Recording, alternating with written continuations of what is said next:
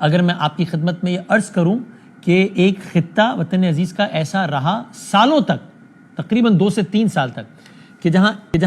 کہ جس خطے کی پاکستان سے رسائی بذریعہ ایک سڑک تھی، پارا چنار کے علاقے کی بات ہو رہی ہے، پاکستان اگر جانو یعنی وہ اس کو کنیکٹ کرتی ہے ایک سڑک، اور وہ ایک سڑک 2 سال سے زائد عرصے تک بند رہی، اور اتنے عرصے تک وہ پورا علاقہ عملاً پاکستان سے کٹا رہا، اور جب وہاں کے لوگوں کو پاکستان آنا ہوتا تھا تو بذریعہ افغانستان آتے تھے۔ تو کیا آپ یقین کریں گے، کر لیجئے، یہ ایسا ہی معاملہ رہا آج سے کچھ سالوں پہلے۔ پھر اس کے بعد حالات میں اونچ نیچ آتے رہے، کبھی کوئی خودکش دھماکہ، کبھی فلاں فائرنگ کا واقعہ، کبھی یہ بہت ساری سٹوریز ہیں۔ ان سب کو فاسٹ فارورڈ کر کے اگر آج کے واقعے پر آ جائیں، اور اب سے کچھ دنوں پہلے بھی اسی طرز کا واقعہ پیش آیا، حالیہ واقعات پر آ جائیں اور آج کے واقعات پر آ جائیں، یہی ایک سڑک ہے پشاور سے اگر چلیں، آپ ابھی بھی گوگل میپ پہ ڈالیں تو پشاور ڈالیں اور پارا چنار ڈالیں، تقریباً 6 گھنٹے کی ڈرائیو آتی ہے، تقریباً 250 کلومیٹر کا رستہ ہے، یہ پشاور سے چلیں پارا چنار ہے۔ اس ایک سڑک میں 1000 مسائل ہیں، اور انتہائی خوفناک، پریشان کن اور حیران کن بات ہے کہ ایک سڑک کی حفاظت نہیں ہو پا رہی۔ اگر اس ایک سڑک کے ایک کونے سے کسی کو دوسرے کونے پر جانا ہو، یعنی کسی کو پشاور سے چلنا ہو اور پارا چنار جانا ہو، یا کسی کو پارا چنار سے چلنا ہو اور پشاور آنا ہو، تو اسے کہا تھا بھائی رکو، اس دن جانا ہے، اتنے بجے جانا ہے، جب اتنی گاڑیاں جمع ہو جائیں پھر جانا ہے، کانوے کی صورت میں جانا ہے، آگے سیکیورٹی پیچھے سیکیورٹی، پھر جانا ہے، اکیلے نہیں جانا ہے ورنہ کچھ بھی ہو سکتا ہے۔ اس 6 گھنٹے کے راستے میں بھی کوئی 1-1.5 گھنٹہ ہے جو کہ زیادہ حساس ہے، وہ 1-1.5 گھنٹے کا رستہ کنٹرول نہیں ہو رہا۔ اس سے پہلے واقعات ہوتے رہے،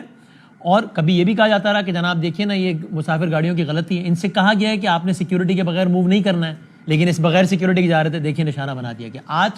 کمال ہی ہو گیا۔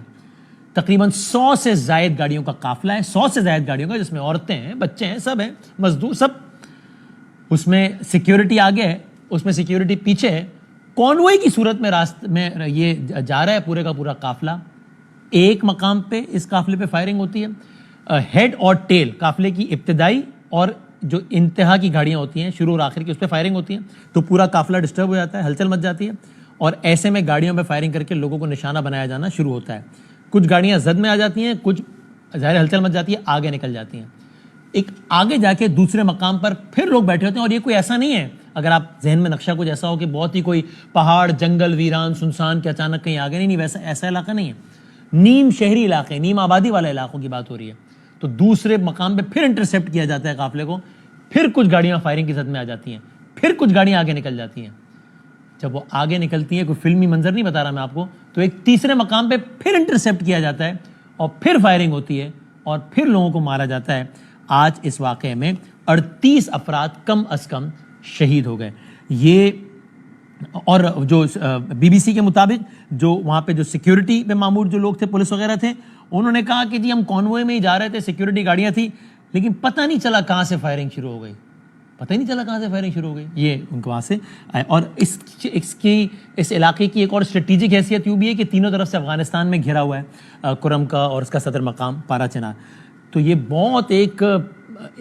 اعتبار سے افسوسناک واقعہ تو ظاہر ہے ہی کہ 38 شہادتیں ہو گئی ہیں کم از کم، لیکن یہ بہت پریشان کن اور خوفناک واقعہ ہے کہ ایک ہی سڑک پہ، ایک ہی پیٹرن کے ساتھ، اس سڑک کے بھی ایک مخصوص حصے میں تواتر کے ساتھ واقعات پیش آ رہے ہیں، یعنی کہ پریڈکٹیبل ہے کہ یہاں پہ واقعہ پیش آ سکتا ہے،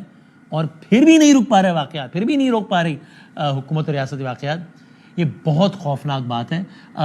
سیاسی اور سارے معاملات بہت اہم ہیں، اللہ نہ کرے مطلب یہ نہ ہو کہ بس سیاست کے پیچھے اس طرح کسی، مجھے کہہ لینے دیجئے، کسی ترقی یافتہ ملک میں اس طرح 38 جانوروں کے ساتھ کچھ ہو جائے تو ہیڈ لائن بن جائے، یہاں 38 انسان مار دیے گئے، اور یہ واقعہ پہلا نہیں ہے۔ اور عامر مغل صاحب PTI کی سینئر رہنما کہتے ہیں اس کا رنگ فرقہ وارانہ بھی اس پہ غالب ہے۔